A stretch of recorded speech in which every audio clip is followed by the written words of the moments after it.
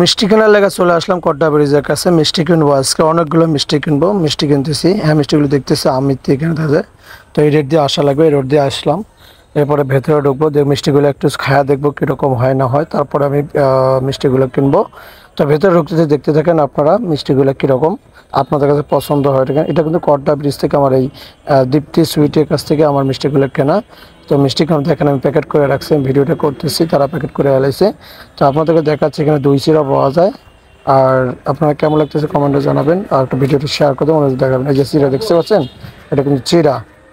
এরপর যাচ্ছে সে ম্যানেজার বসে আছে ওখানে, আর যে মিষ্টি আমার কভার করেছে, যে মিষ্টি দেখতেছে, যে মিষ্টি ওর ভেতরে গ্লাসের ভেতরে কোনো মিষ্টিগুলো আছে। তো ওখানে আমার কম প্যাকেট করে দিয়েছেন আমার 3-4 করে। এই যে আমি দই চিরা খাবো, একটু দই চিরা একটু বানাইতে বলছি, সে আমাকে দই চিরা বানানোর জন্য রেডি করতেছে, দেখছেন। তো এই যে দই বাই করতেছে, এখন দই দেবো আমারে।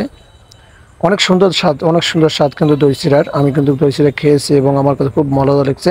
আপনারা যদি দই চিরা খান অবশ্যই আপনাদের মজা লাগবে। এখানে মিষ্টি দিয়ে নেবেন, মিষ্টি খাওয়ার সময় একটা মিষ্টি দিয়ে নেবেন, আরও সুন্দর লাগবে আপনাদের কাছে, ঠিক আছে।